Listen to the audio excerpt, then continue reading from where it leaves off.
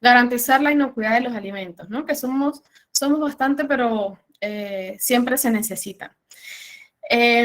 Bien, gracias a todos los que se han estado conectando. Vamos a iniciar con esta actividad donde vamos a hablar sobre el fraude alimentario y acciones que se generan en la industria, en las organizaciones, en el Estado, para prevenir el fraude alimentario. Bien. En primer lugar, vamos a desarrollar un poco la agenda, ¿sí? Vamos a alinear nuestras visiones acerca del fraude alimentario, alinear algunos conceptos, qué ha pasado en la historia, qué noticias existen. Vamos a hablar también sobre los tipos de fraude alimentario para clasificarlos. También vamos a comentar sobre la historia del fraude alimentario, que ha pasado a lo largo de la historia de la humanidad. ¿Cómo sucede el fraude alimentario? ¿Cuándo se da? ¿Qué situaciones hace que se presente el fraude alimentario? ¿Y qué acciones podemos hacer para prevenir el fraude alimentario? Un minutico. Bien.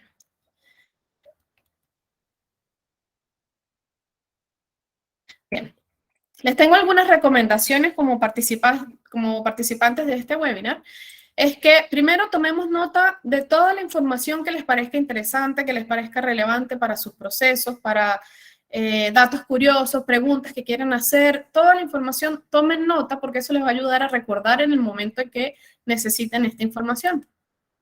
Si son varios compañeros, preferiblemente utilicen un solo equipo en la medida que puedan, ya que hay un aforo de 150 personas en este tipo de salas. Manténgase atento y enfocado y elimine distracciones, disminuya situaciones que nos puedan distraer para que puedan aprovechar al máximo la información que vamos a compartir hoy. ¿Ya? Bien, empezamos ya a hablar de fraude alimentario. Vamos a definir varios conceptos que están alrededor del fraude alimentario para alinear y enfocarnos en lo que sí es fraude alimentario y tener en cuenta otros conceptos importantes. Primero vamos a hablar de inocuidad alimentaria. Muchos de los que estamos acá conocemos el concepto, probablemente lo tengamos relacionado, incorporado en nuestro lenguaje, pero vamos a alinearlo. La inocuidad alimentaria es la garantía de que los alimentos no le hacen daño al consumidor. ¿Bien? Concepto básico para quienes trabajamos en la industria alimentaria.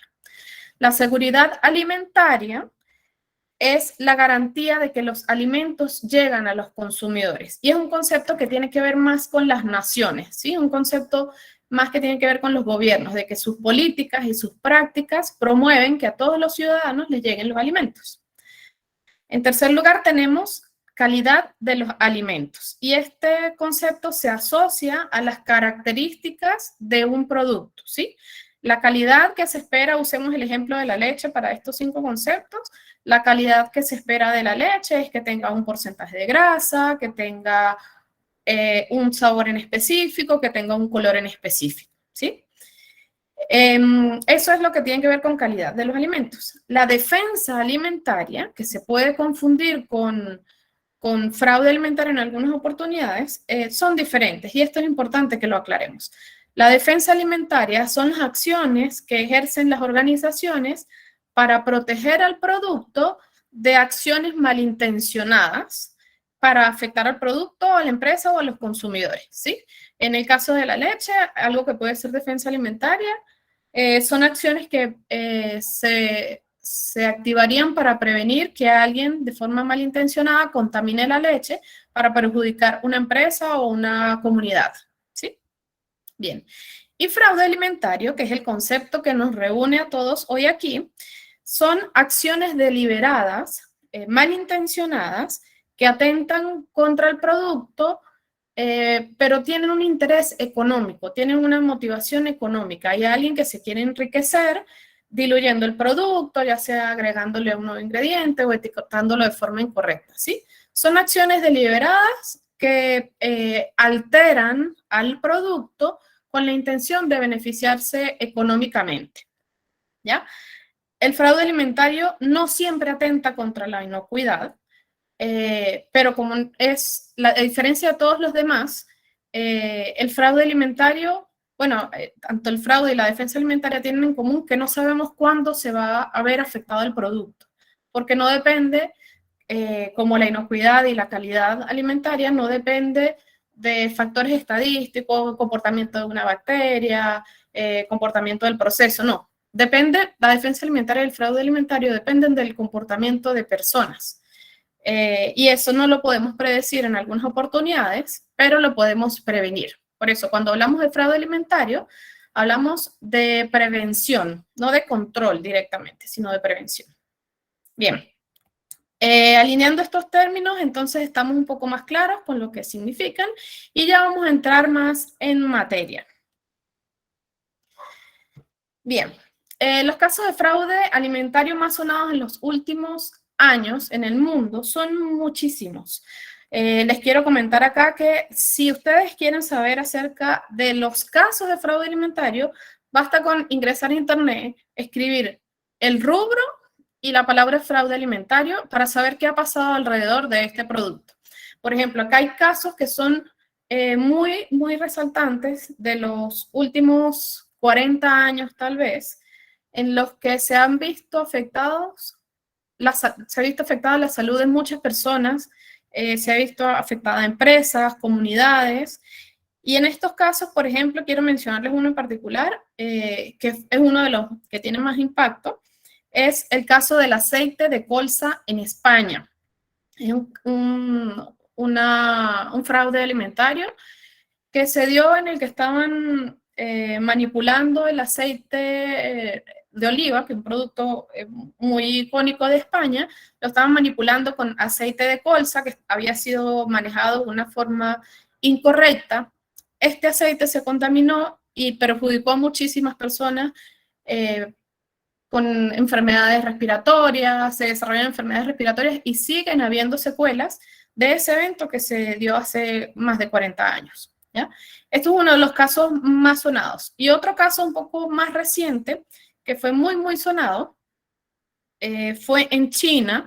También aquí basta con que escriban China, melamina, leche, y va a aparecer una cantidad de información alrededor de ese caso, porque fue muy alarmante y fue uno de los detonadores de que la FDA tuviera reuniones alrededor del tema del fraude alimentario, se crearon nuevas normas, nuevas leyes, nuevas gestiones alrededor del fraude alimentario. Y fue que en el 2008, en China, algunas empresas estaban utilizando melamina para adulterar la leche, que era de consumo infantil, y alterar los valores de contenido proteico.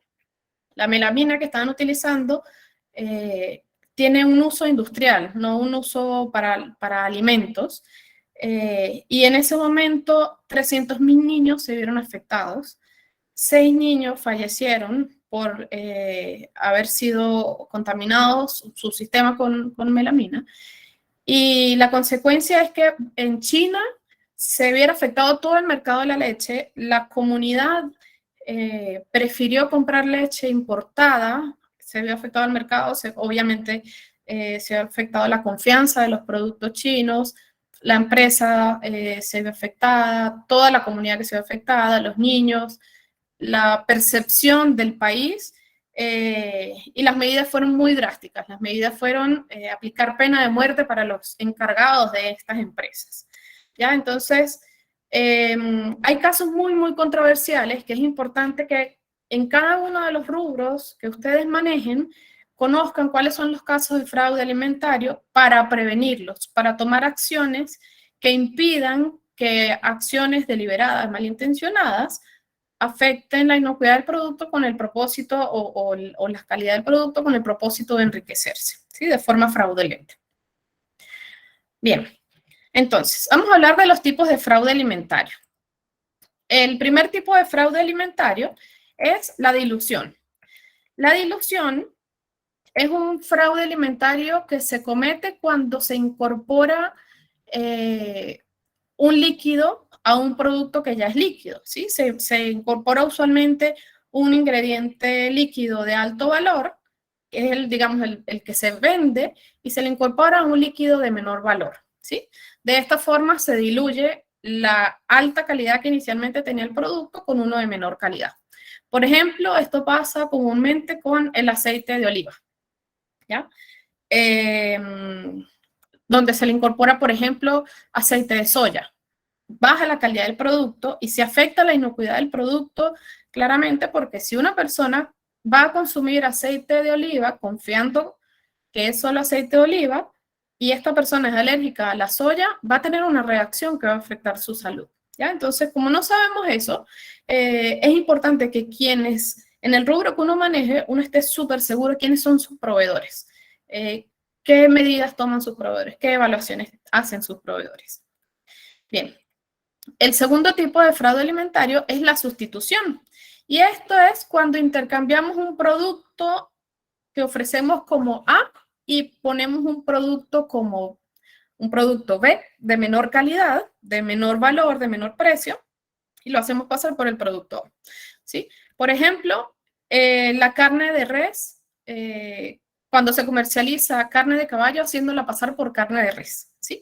O lo que popularmente llaman gato por liebre, ¿sí? Esto es una sustitución, es un fraude alimentario, y como todos los fraudes alimentarios son penados por la ley.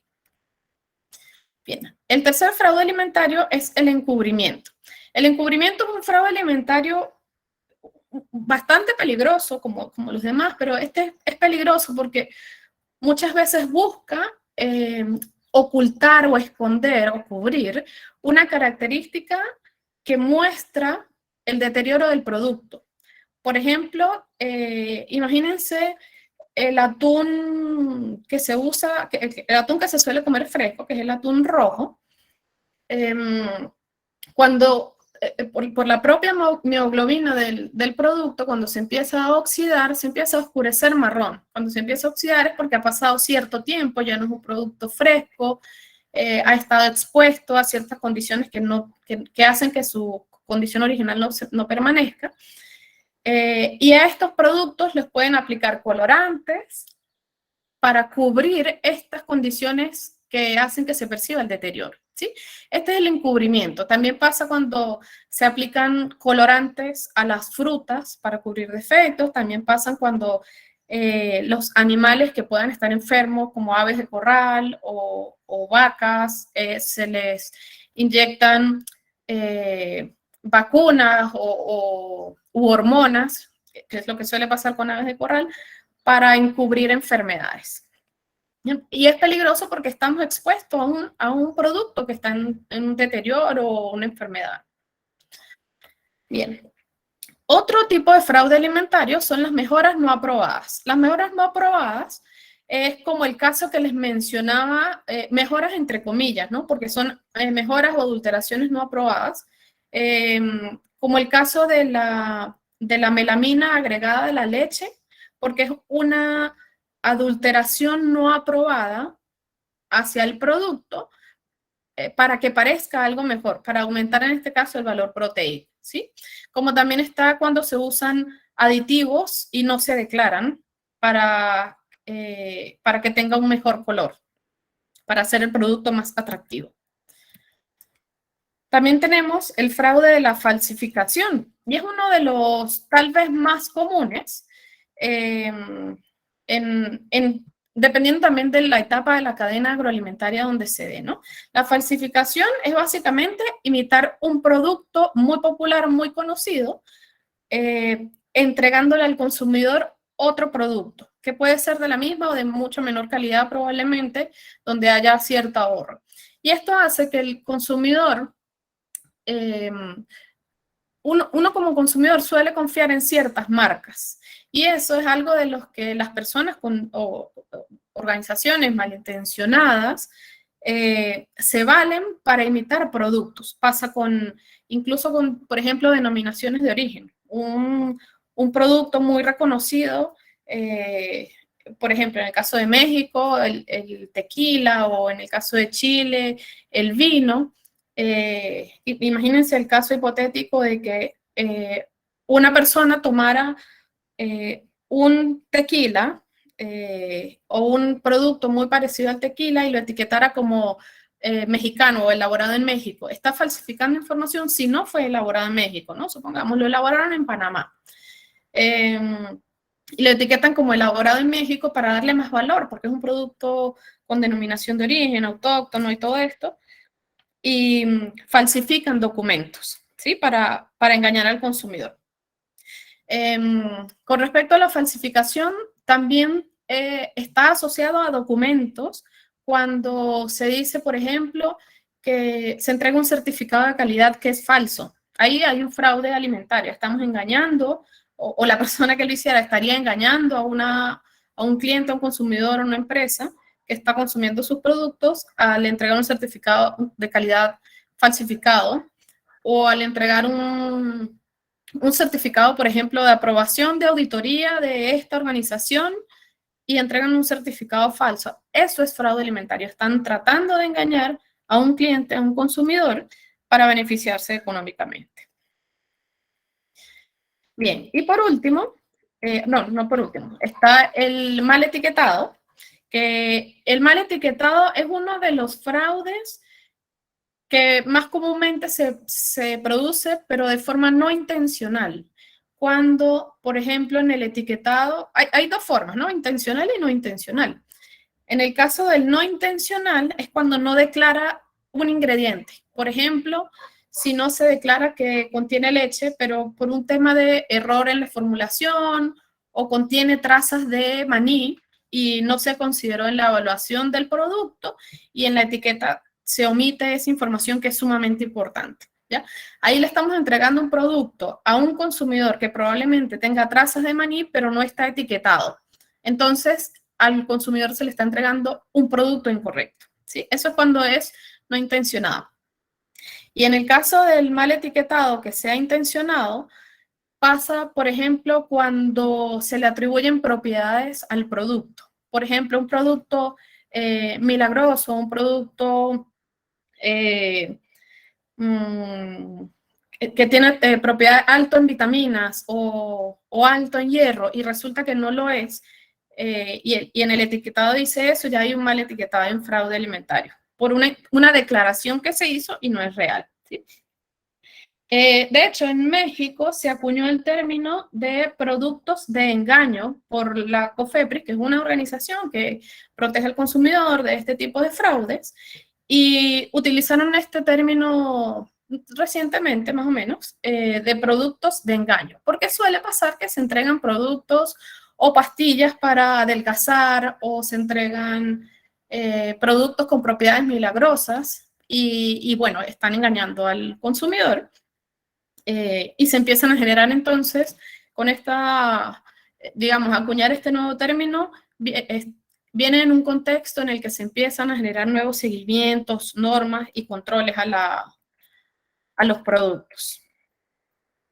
Bien, voy a ir un minutico al chat a ver si hay algún comentario por allí. Igual les quiero recordar que las preguntas las vamos a dejar para el final.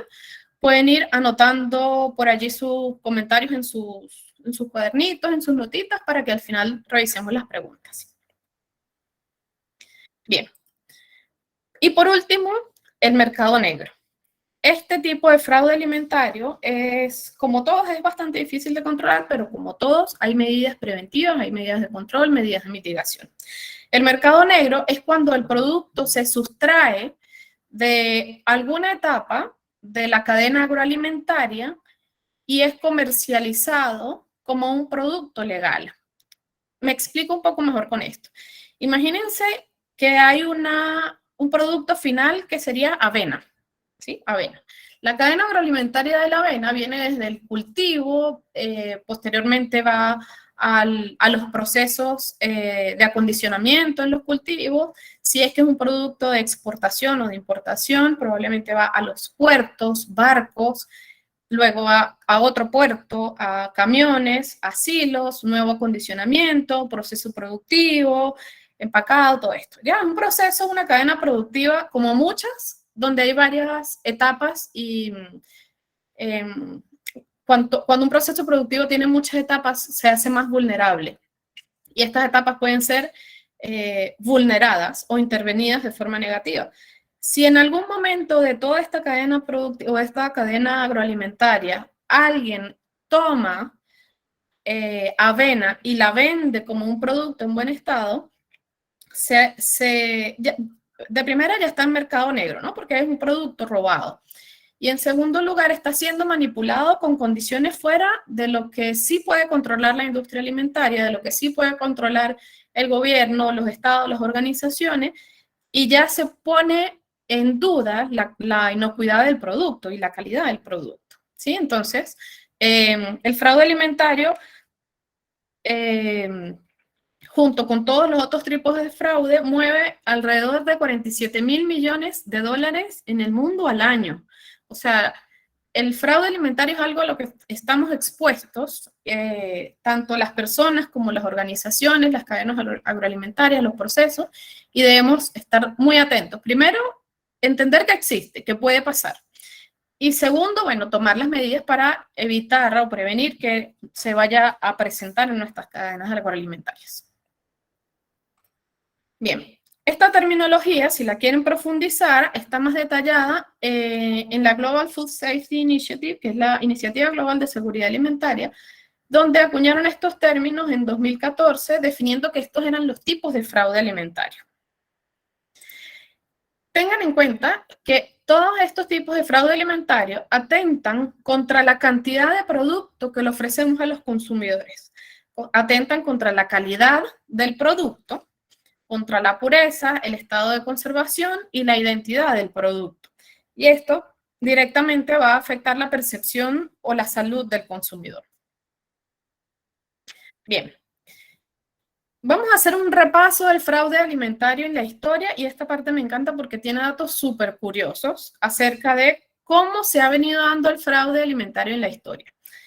Y cuando digo de la historia, hablo de la historia de la humanidad. Acá nos remontamos a hace más de 3.500 años, en la antigua Babilonia, cuando el rey de Babilonia, en el Código de Hammurabi, definió las primeras leyes y sanciones sobre las personas que quisieran engañar a otros. Decía algo como se sancionarán o tendrán algunas penas las personas que quieran engañar a otras personas, ¿sí? Por ejemplo, con el trigo, el vino, que son productos muy importantes de aquella época. ¿Ya? Entonces, en los primeros registros de leyes que tiene la historia, ya se empezaba a marcar una pauta sobre el fraude alimentario. Luego, en los años 500 a.C., en la antigua Roma y en Atenas, fue más específico con las normas o las leyes que se desarrollaron allá, y eran acerca del vino. Por aquellos tiempos el consumo de vino por persona era altísimo, era como 1 litro diario o más por persona. Entonces era un producto súper importante. ¿Y qué pasaba? Que había cierta limitación con la cantidad de producto que había, y algunos comerciantes que querían ser más astutos diluían el producto con agua, y esto afectaba la calidad del producto y engañaba a los consumidores. Y algunos otros, más astutos, y este dato me pareció bien curioso, es que elaboraban el producto en ollas de plomo, el vino, utilizaban algunas ollas de plomo para algunas etapas del vino, y esto da un sabor más dulce y más atractivo, pero lo hacía más costoso. Y este producto era entregado a los emperadores. Para un producto más costoso, se presume que era una de las causas por la que constantemente se enfermaban los grandes líderes de la antigua Roma. Bien, ya un poco más adelante, pasado el tiempo, en Inglaterra se empezaron a poner normas en el siglo VIII acerca de los pesos, donde se establecían balanzas para referenciar los pesos apropiados para un pan, ya que se vendía, por ejemplo, la libra de pan a un precio, y ajustaban las balanzas o querían engañar a los consumidores con los pesos, y pues eso también es un fraude alimentario porque adulteramos el peso de los productos, ¿sí? Entonces empezaron a existir normas alrededor de eso. Luego en Francia, más adelante, en el siglo XVIII, se hizo un boom, se popularizó lo que llaman croissant, ¿sí? Que es un producto donde se incorpora harina y jamón. Sí, esto fue producto de la guerra, de varias guerras, simplificaron un producto en otro país, en Francia se popularizó. ¿Qué pasó? Que se hizo tan popular que empezaron a utilizar carne de caballo para elaborar el jamón, o carnes que estaban, carnes de animales muertos para elaborar el jamón, porque era un producto muy demandado. Y de la misma forma, algunos panaderos utilizaban otros productos para diluir la harina, mezclar la harina con otros productos, con harina de granos, no necesariamente cereales, sino de legumbre, o u otros productos, arena y cosas así, para dar más volumen a la harina, venderla, los productores de harina, o engañar también a los consumidores del croissant directamente, valiéndose de la gran demanda del producto. Entonces, esto ténganlo en cuenta por allí, que es importante. Cuando hay gran demanda del producto, es el tipo de producto en el que se debe evaluar el fraude alimentario o el potencial fraude alimentario. Bien, más adelante en Italia hay registros en los que se sabe que algunos comerciantes estaban sustituyendo las etiquetas del vino para engañar a los consumidores con el origen de los productos, para dar a entender que el vino era de grandes y reconocidas casas elaboradoras de vino, y intercambiaban las etiquetas para productos que eran de mucha menor calidad, ¿no? De productos quizá más artesanales, que no cumplían con las normas, y los comercializaban como los productos de mayor precio. Bien, más adelante, en Inglaterra y en España, se empezó a comercializar producto de denominación.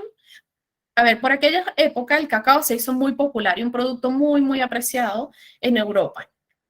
En este caso de hecho hay una literatura española que habla de cómo llegó el cacao venezolano a España y se comercializó por Europa, y algunos comerciantes trataron de engañar a los consumidores ofreciendo el cacao, digamos, que se elabora, que se cosechaba, se cultivaba en América, mezclando tanto las cáscaras del cacao con el grano de cacao para hacer que rindiera más, ¿sí? Y engañar a los consumidores con que traían un cacao de América muy refinado, y no, era mezclado con otros subproductos. En Inglaterra, en los años 50, en 1850, se empezaron a crear ya propiamente las normas, la ley acerca del fraude alimentario. Hubo varias personas involucradas donde crearon lo que ya es la ley propiamente escrita, ¿sí? Se creó la primera ley antifraude alimentario que evitaba, condenaba la adulteración de alimentos y bebidas. Y decía que era ilícita, explícitamente se utilizaba la palabra ilícita para los alimentos que tuvieran una composición adulterada o que resultaran nocivos para los consumidores, y esto aplicaba para bebidas alcohólicas también. Bien. Bien. Bueno, en España, en 1870, se da el caso del cacao que les mencionaba anteriormente. Y en Estados Unidos, y esta información se hace bastante interesante porque también marcó una premisa importante para la historia del fraude alimentario en el mundo, es que en el año 1906 se empezaron a evaluar la producción. A ver, se empezó a producir carnes enlatadas, ¿sí? O estas carnes que se procesan, era como decir jamones que se molían una cantidad de carnes y las enlataban.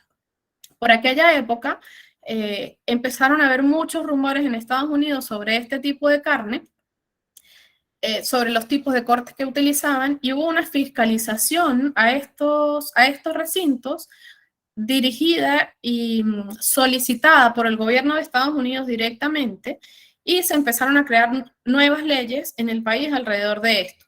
Los rumores que habían de esto es que incluso trabajadores que habían muerto en la empresa o habían caído en los molinos de carne, habían sido incorporados en las mezclas, porque habían caído por accidente, nadie dijo nada, estos trabajadores se desaparecieron, y a partir de ahí fue donde empezaron a ver los rumores y evidenciaron las malas prácticas y las prácticas antihigiénicas que habían en este proceso. ¿Ya? Y esto marcó una pauta para que en Estados Unidos empezaran a incorporar médicos veterinarios en este tipo de organizaciones. Y ya más recientemente, mucho tiempo después, por supuesto que a lo largo de 100 años se habían desarrollado nuevas legislaciones, nuevos seguimientos a todo lo que estaba alrededor de fraude alimentario.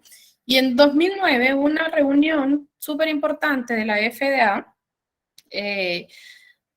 y otras organizaciones donde se mencionaba la atención que debía tener la prevención del fraude alimentario.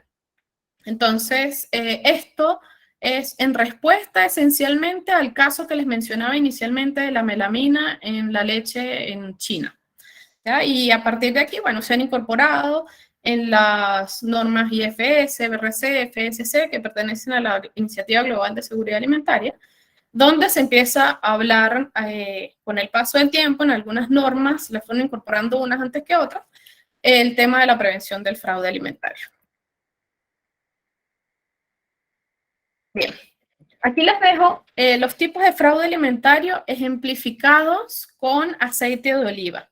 Esta información la pueden profundizar también en la información que está en Internet sobre el Consejo Europeo de Información sobre la Alimentación, donde presentan los tipos de fraude, como les mencionaba, ejemplificados con aceite de oliva, donde está la dilución, sustitución, encubrimiento, las mejoras no aprobadas, falsificación, que es la imitación del producto, el etiquetado incorrecto y el mercado negro que se suscita alrededor del aceite de oliva.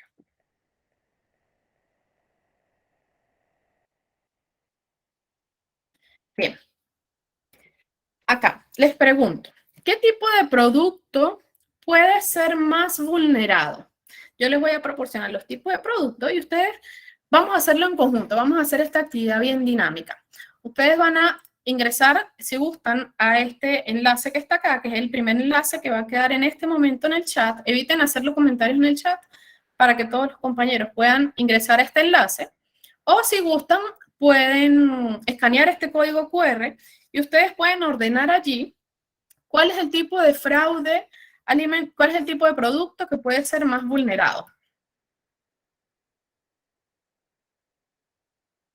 Sí, vamos a ver cómo queda esta dinámica aquí. Y aquí vamos a ordenar, si logran ingresar a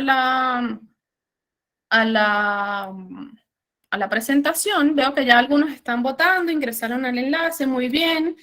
Ya hay 9 personas que han hecho las votaciones, han organizado los productos sobre cuál es el producto que tiene mayor potencial de ser vulnerado y cuál es el producto que tiene menor potencial de ser vulnerado. Bien, los alimentos que están viendo son alimentos líquidos, alimentos en polvo o alimentos sólidos. Ustedes lo van a ordenar. ¿Cuál alimento tiene más potencial de ser vulnerado? En primer lugar. Y en tercer lugar, el alimento que tiene menor vulnerabilidad. ¿Sí? Esta información, vamos a dar un minuto más para poner esta información, unos 20 segundos más para poner esta información, compartírselas.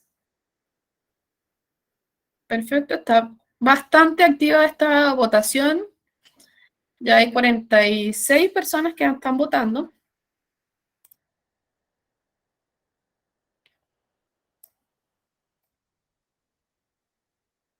Muy bien.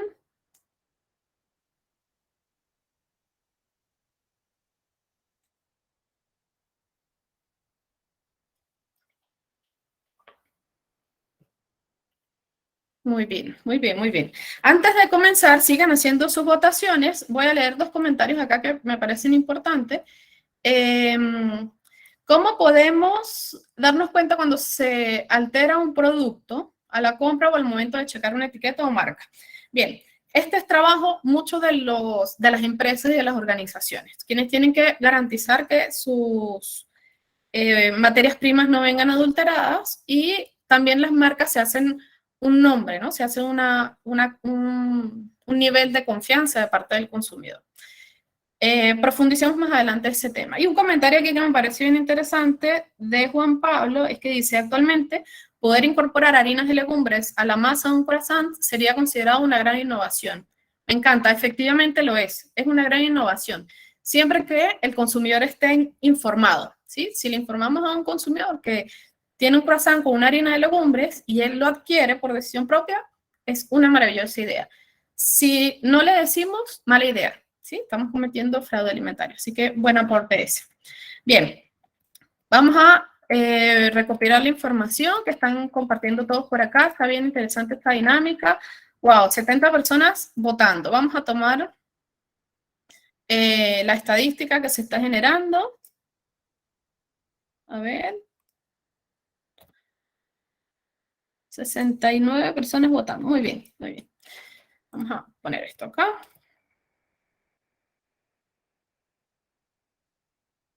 Ok, recuerden la pregunta. Esto para que todos lo vean. Ordenen los alimentos según tengan mayor oportunidad de ser vulnerados. Así quedó. Estas son las respuestas que ustedes dieron, ¿sí? Y está muy bien. En primer lugar quedó alimentos líquidos, en segundo lugar alimentos en polvo, en tercer lugar alimentos sólidos. Los alimentos líquidos son más vulnerables a ser adulterados.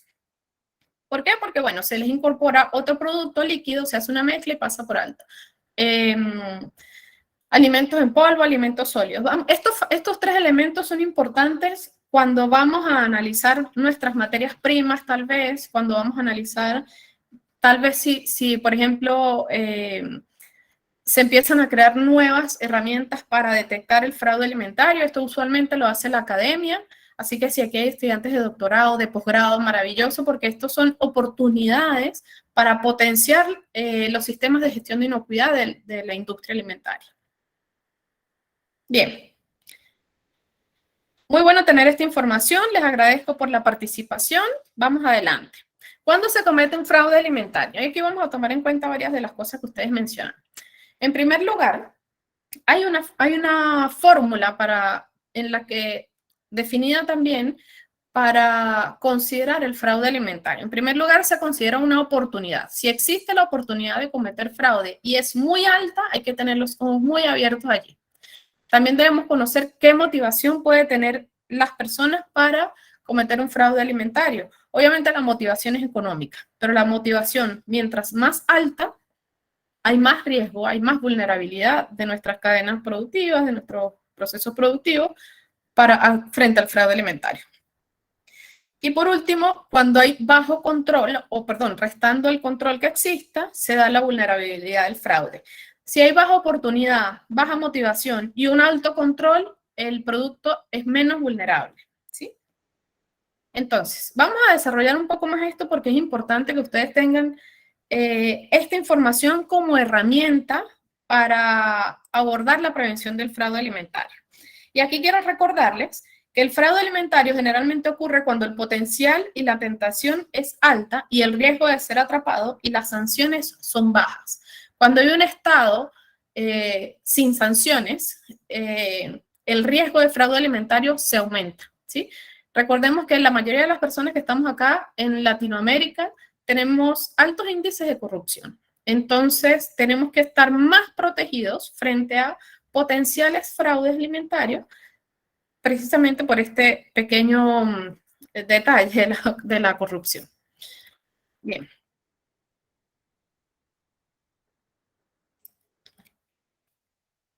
Ok.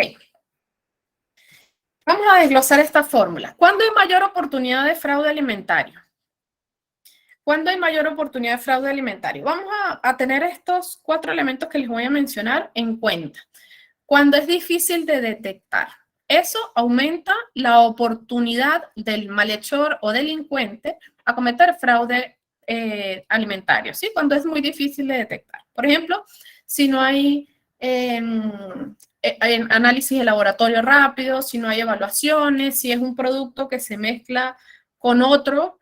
Por ejemplo, imaginemos un producto en polvo donde mezclo una harina de alta calidad con una de menor calidad. Es difícil de detectar y las mezclo, las diluyo una con otra, es difícil de detectar. O, por ejemplo, cuando hablamos de un producto orgánico, cuando se le ofrece al consumidor un producto orgánico y se le entrega un producto no orgánico, de primera mano es muy difícil identificarlo. Para eso hoy tiene que haber un tema de trazabilidad, un tema de documentación asociado, y si es difícil de detectar, aumenta la oportunidad de los malintencionados que quieran cometer fraude. Bien, en segundo lugar, si es fácil de cometer. Si es fácil de cometer el fraude, hay mayor oportunidad. Esto tenemos que detectarlo. Ojo, aquí tenemos que afinar mucho la visión, ¿sí? Tenemos que ser muy críticos con esta información en el momento en que la estamos recabando.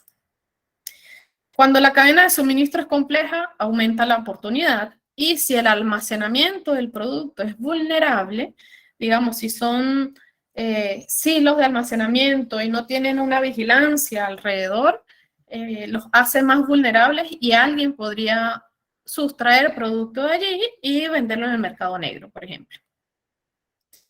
Bien, acá estos ejemplos, esta estructura del fraude alimentario se los voy a explicar con tequila. No vamos a tomar tequila, solamente vamos a poner un ejemplo o varios ejemplos acerca de las noticias que se han dado acerca del fraude alimentario del tequila. Bien, y aquí me van a ayudar.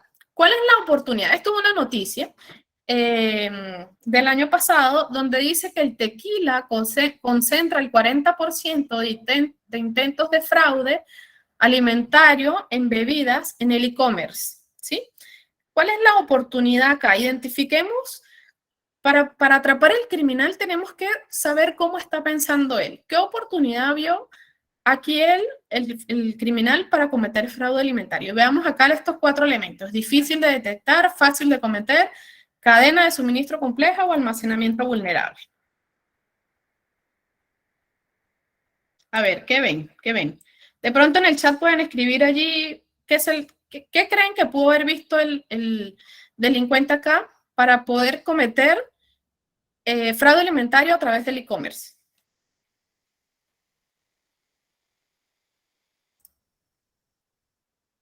A ver, bien, les cuento que es difícil de detectar, que es líquido. Sí, muy bien, pero aquí una oportunidad para la que tenemos que estar muy alerta. Todos quieren también, es una de las oportunidades, aunque eso es más motivación, que lo vamos a ver más adelante, es que eh, una cadena de suministro compleja. En e-commerce es difícil rastrear el origen porque hay muchas rutas para vender por e-commerce. Entonces, se valieron estas personas para cometer fraude, dado que había, bueno, en primer lugar, una alta demanda, pero eso tiene que ver ya con la parte de la motivación, y que la cadena de suministros era compleja, era desconocida, era poco trazable. Yo no podría trazar esa cadena de suministros. Entonces, al no poder trazar la cadena de suministros y desconocer quién está detrás de ese e-commerce vendiendo tequila, no podría saber si de verdad es tequila, si tienen los grados alcohólicos son los correctos, si la información en la etiqueta es la correcta, ¿sí? Bien. Esto con respecto a la oportunidad. Debemos preguntarnos esto. ¿Es difícil de detectar? ¿Es fácil de cometer? ¿La cadena de suministro es compleja? ¿El almacenamiento es vulnerable? Si estas respuestas, alguna de estas respuestas dice que sí, tenemos que estar más atentos frente a ese mercado. Recuerden que acá nosotros, como parte de la industria alimentaria, somos responsables de la salud de muchos de los consumidores. Somos responsables del bienestar de las personas que están consumiendo nuestros productos. Así que esto tiene que ver mucho con nuestra ética. Denunciar estas situaciones, estar atentos, generar los planes para evitar que se produzca o que se dé el fraude alimentario. Bien. También, ¿cuándo se comete un fraude alimentario? Cuando existe una motivación. Y hay 2 razones para que haya motivación de parte de los delincuentes. Que el producto o el ingrediente sea de muy alto costo o que el producto tenga un gran mercado. Que haya un aumento reciente en el costo y que haya disminución reciente de la disponibilidad. Entonces, los primeros dos están directamente relacionados con el producto, ¿sí? Con cómo se mueve el producto en el mercado. Entonces, fíjense este detalle que tenemos acá. Esta estadística que les muestro del lado izquierdo representa los millones de litros de tequila producidos anualmente, ¿sí? En México. En el 2019, 351 millones de litros. En 2020, 374 millones de litros. Y en el 2021, 527 millones de litros. Esto hace que el consumo se haya disparado realmente. Porque, bueno, uno de los principales consumidores de tequila, además de México, es Estados Unidos.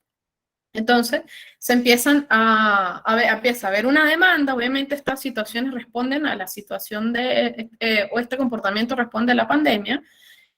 Las personas están más en su casa, de pronto tienen otras formas de entretenerse, hay un mayor consumo de alcohol y todo esto. Bien, entonces, la motivación, en este caso, que podría tener una persona malintencionada o una organización con malas intenciones, es que el producto tenía alta demanda, que se aumentó la demanda y que tuvo un gran mercado que tal vez no estaba siendo cubierto, ¿sí? Y esto hace que pues haya mayor motivación. Y por último, de esta estructura, vemos, aquí tienen el dato de dónde viene esta estadística, que es en una página web que se llama Estatista. Y aquí quería mostrarles, por último, voy a mostrarles sobre las medidas de control. Y acá nuevamente vamos a hacer una actividad, una interacción. La pregunta es, ¿qué medidas de control se pueden aplicar para prevenir el fraude alimentario? Y aquí ustedes vamos a hacer una lluvia de ideas. Vamos a proteger la industria alimentaria en conjunto. Vamos a escribir en este segundo enlace que nos está compartiendo Coral. Pueden ingresar allí y escribir cuáles medidas de control tomarían ustedes para prevenir el fraude alimentario, ¿sí? Respecto a los casos que hemos visto, respecto a los tipos de fraude alimentario, respecto a la diferente información que le hemos estado compartiendo, ¿ok? Entonces, vayan ingresando a este enlace, van haciendo sus votaciones, van escribiendo las palabras que se les ocurra. Vamos a crear una lluvia de ideas allí. Avísenme si el enlace les funciona, si están ingresando, si pueden escanear el código QR. Perfecto, ya empiezan a poner algunas medidas. Pueden poner una, pueden poner 2 medidas, 3 medidas, 5 medidas, las medidas que ustedes consideren y las van escribiendo allí. Medidas como, bueno, tal vez vigilar las cadenas productivas, hacer análisis de laboratorio, hacer controles de calidad, lo que se les ocurra para prevenir el fraude alimentario. Tal vez fiscalizar negocios, educar a los consumidores, educar a las empresas, generar estos mismos espacios como estamos haciendo acá. Son una cantidad de actividades que podemos ir desarrollando en conjunto, en comunidad, universidad, academia, empresas, organizaciones, gobierno, para prevenir el fraude alimentario, que nos van a ayudar muchísimo a entregar buenos productos a nuestros consumidores. Bien, bien, ya vamos ya varias votaciones. Esto es bastante interesante porque hay muchas personas votando.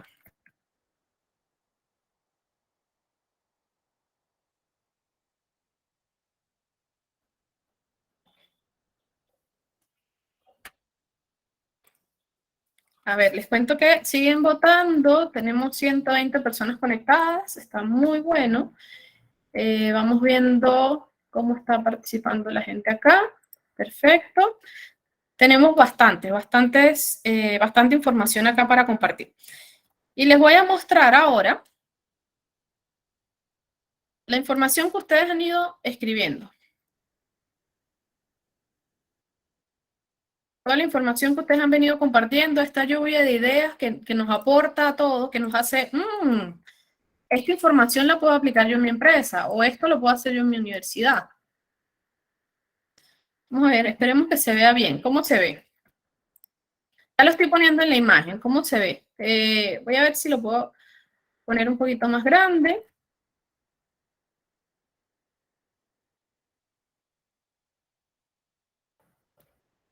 Ok, a ver. Creo que ya lo están viendo ustedes, ¿sí? Ya están leyendo ahí todas las frases que pusieron, las palabras que se les ocurrieron, todas las medidas que vamos a tomar para prevenir el fraude alimentario. Bien, aquí toda esta información la hicimos entre todos. Aquí pusieron evaluaciones sensoriales, vigilancia exhaustiva, análisis de laboratorio, trazabilidad, análisis de vulnerabilidad. Perfecto, eso es un punto muy importante.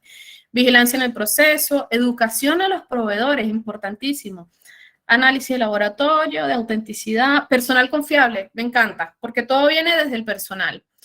Envases validados, muy bien. Vigilancia en el producto, vigilancia en el proceso productivo, vigilancia ocular, aumentar sanciones, sí, interesante, acabar con la corrupción, cadenas de custodia. No, esta información está maravillosa porque hay muchas, muchas ideas allí, y sí, y de todo eso se trata. Fíjense que cuando trabajamos en equipo levantamos mucha más información. Perfecto. Y siguen escribiendo. Toda esta información se la vamos a compartir después porque todas estas ideas son valiosas para todo lo que queremos hacer en la industria alimentaria, ¿no? Para todos los que somos parte de la industria alimentaria. Bien, vamos a seguir. Y aquí vamos a saber cuándo se comete un fraude alimentario, que es lo que hemos venido hablando, y cuáles son las medidas de control.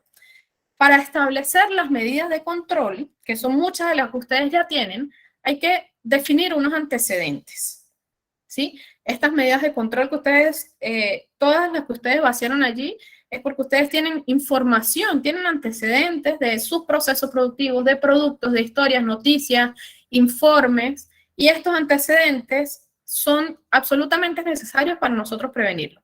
¿Qué antecedentes?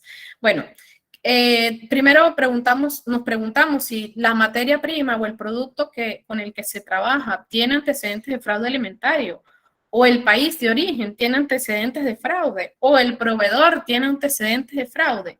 Estos tres elementos son muy importantes, porque usualmente con el fraude alimentario ocurren las materias primas, y las organizaciones o las empresas, para prevenirlo, tienen que tener esto muy bien evaluado. El país, el proveedor y el material, ¿sí? ¿Qué pasa ante esto? Para poder establecer estas medidas de control, tenemos que conocer este origen, ¿sí? ¿Qué historia hay alrededor de esto? A ver, se me fue un poquito aquí. Ok, perfecto. Tenemos que ver qué historia hay alrededor de esto. Por ejemplo, acá les muestro también un enunciado acerca del tequila. El guardián del tequila auténtico. Un modelo matemático desarrollado en la Universidad Nacional Autónoma de México permite distinguir con eficacia la pureza y maduración del destilado. Esto es una medida de control maravillosa. Esto es una medida de control que se genera en respuesta a que ya sabemos que el tequila es un producto que ha sido adulterado, que ha sido alterado, que ha sido vulnerado.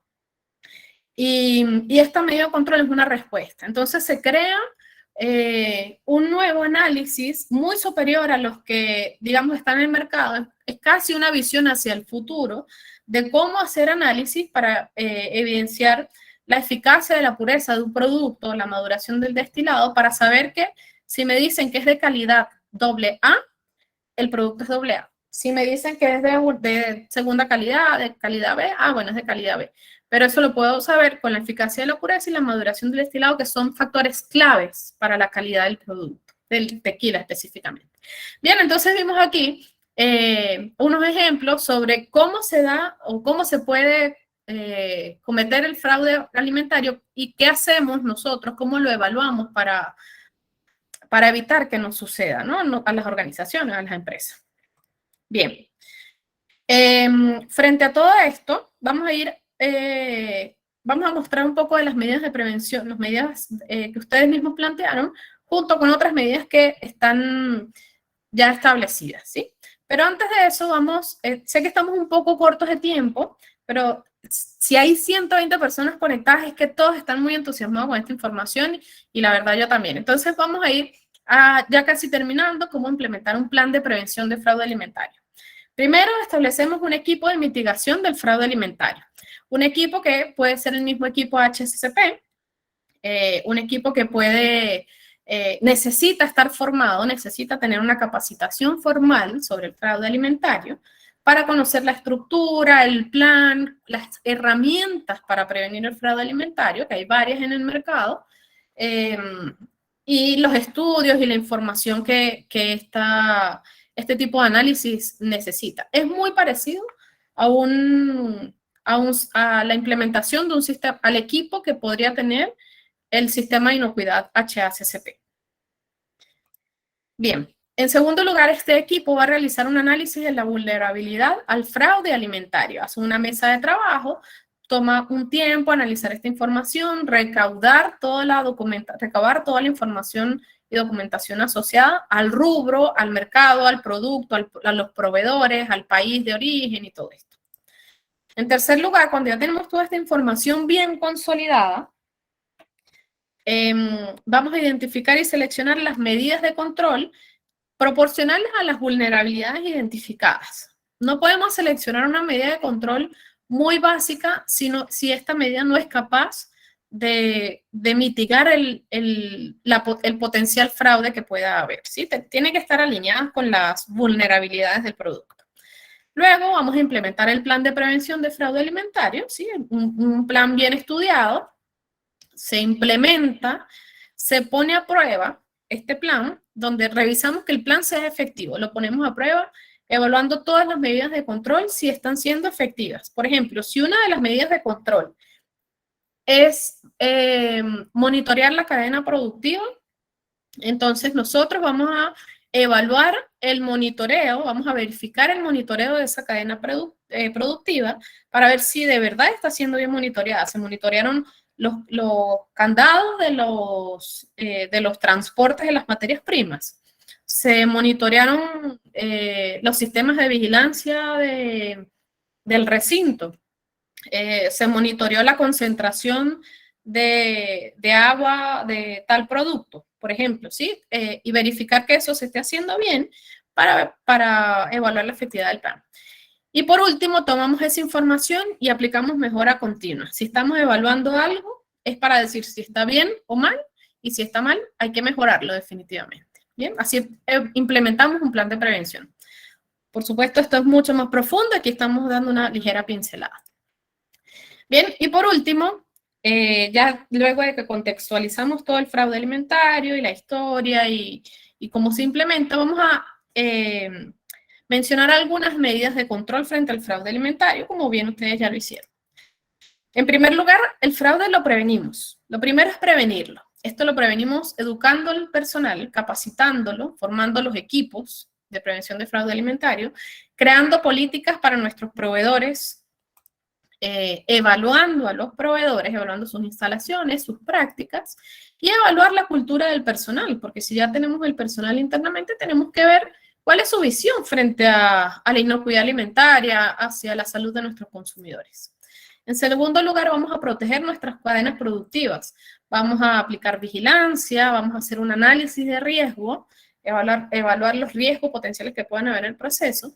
Vamos a controlar las visitas a nuestros procesos o personas que pueden ingresar a nuestras fábricas o a nuestros recintos. Y vamos a establecer medidas de detección en las materias primas, por ejemplo, para proteger el producto en las etapas subsiguientes de la cadena productiva. Luego tenemos etapas de mitigación. Estas etapas, la mitigación busca reducir el impacto del fraude alimentario, ¿sí? O de las acciones que están alrededor del fraude alimentario. Para eso establecemos planes de trabajo, establecemos un sistema de trazabilidad, establecemos un plan de respuesta. Aún no se ha dado el fraude, pero ya lo tenemos escrito qué vamos a hacer en caso de que llegue a pasar, ¿sí? Porque es tan grave que estamos preparados en caso de que suceda. Tenemos también las medidas de respuesta en caso de que se dé el fraude, que tenemos cómo vamos a manejar esta clase de emergencia, cómo lo vamos a comunicar a consumidores, clientes, a las comunidades, Y también tenemos que tener claro cuál es la eliminación que le vamos a dar al producto que ha sido vulnerado. Por último, tenemos las medidas de recuperación. Cuando ya se da el fraude, en nuestros planes de prevención del fraude alimentario o planes de mitigación, incorporamos todas estas medidas donde vamos a recuperar el producto, cómo se va a hacer la investigación, cómo se va a hacer el recall o la recogida del producto y cuáles van a ser las acciones correctivas y los aprendizajes sobre este evento en caso de que se presente. ¿Sí? Los planes llevan todo esto para que nosotros estemos, o la industria esté protegida de las consecuencias tan negativas que puede tener estas acciones deliberadas. Bien. Bien. Voy a retroceder un poquito para que todavía no vayan a ingresar a este enlace. Este enlace se lo va a enviar igualmente Coral por el chat. Pero ya en este momento podemos abrir nuestra ronda de preguntas y respuestas.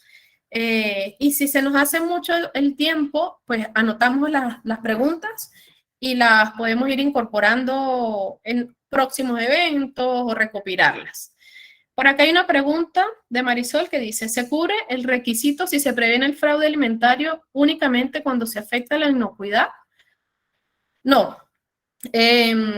Los requisitos son, por supuesto, buscan prevenir el atentado propiamente sobre el producto. A ver, un segundito, voy a copiar las preguntas acá para también compilarlas después. ¿Se cubre el requisito si se previene el fraude alimentario únicamente cuando se afecta la inocuidad? No, el fraude alimentario puede afectar o no. De cualquier forma, hay que prevenirlo. O sea, no se puede permitir que una organización, empresa o persona cometa fraude alimentario y suponga que como no afectó la inocuidad del producto, no vaya a tener consecuencias legales o no esté mal. Está mal si afecta o no. Está mal si afecta la calidad, si afecta la inocuidad del producto. Está mal si de forma deliberada se adulteró el producto. Simplemente así. Está mal si de forma deliberada se adulteró el producto. Eso ya es considerado fraude alimentario. Bien. ¿Alguna otra pregunta? Por acá Coral les está dejando un enlace y en este enlace les comento acá. ¿Cómo identificamos fraude en frutas y verduras? Bien, ahí es súper importante, Rocío, conocer cuáles son los tipos de fraude que puede tener un tipo el rubro en específico. ¿Qué fruta, qué verdura? ¿Sí? Por ejemplo, hay productos, uno de los fraudes que se pueden cometer en frutas y verduras es que se adultere la fecha de caducidad, ¿sí? O en algunos productos en general, que se adultere la fecha de caducidad, o en el caso de frutas y verduras, que se les apliquen preservantes no admitidos por la legislación para extender su vida útil, ¿sí? Entonces, allí depende del tipo de fruta o verdura y cómo lo previene la empresa, la organización. Tienen que ver cuál es el tipo de adulterante que puedan incorporar o cuál es el tipo de daño que se quiera cubrir o cuál es el propósito. Hay preguntas que son muy, muy específicas del rubro. Por acá, ¿cómo podemos darnos cuenta cuando se altera un producto a la compra? Al momento de la compra en el supermercado o la compra como consumidor. O la compra al momento de checar una etiqueta o marca. Es difícil realmente. Por eso es importante, a ver, es muy difícil. Uno de los fraudes que se suelen cometer, por ejemplo, en el etiquetado es que adulteran la fecha de vencimiento. Por ejemplo, dice que se vence el 15 de octubre, pero realmente se venció el 15 de agosto. Entonces ya están extendiendo la vida útil del producto fraudulentamente. ¿Qué pasa? Que para darnos cuenta en los supermercados es muy difícil para el consumidor. Podría verse tal vez la consistencia de la etiqueta, si tiene alguna etiqueta encima, si tiene alguna información borrada. Pero en estos casos es importante ir a mercados confiables, como cadenas de supermercados que tienen altos estándares y grandes requisitos para las empresas, para pymes y empresas grandes. Los estándares, por ejemplo, de Walmart son muy altos. Y hay una cantidad de requisitos que hay que cumplir porque, pues, justamente es en protección del consumidor, ¿no? Unas auditorías de inocuidad que ellos hacen. Bien, por aquí, ¿existe alguna página especial para consultar la información que usted menciona sobre países o proveedores que hayan estado involucrados en fraude en caso de que tengan algún antecedente? Sí, hay varias fuentes. Hay fuentes que son pagas, como hay fuentes que son gratuitas. Por ejemplo, en Europa hay muchas fuentes de información. Por ejemplo, les voy a escribir acá, RAS. Es una de las fuentes, una de las sí, fuentes de información más confiables con acceso gratuito. Hay otras que se llaman, son pagas, plataformas como de Cernix, que recopila toda esta información a nivel global. Las empresas pues les pagan y ellos le entregan información de vuelta sobre su rubro, qué tipos de fraude y todo eso. Bien, ¿hay alguna pregunta, algo más? ¿Cómo denunciar una sospecha de fraude? Depende del país. Hay diferentes organismos. En México, como les mencionaba, COFEPRIS, Profeco, en Chile, ISP. Usualmente también las secretarías de salud tienen estas extensiones. Depende de cada país.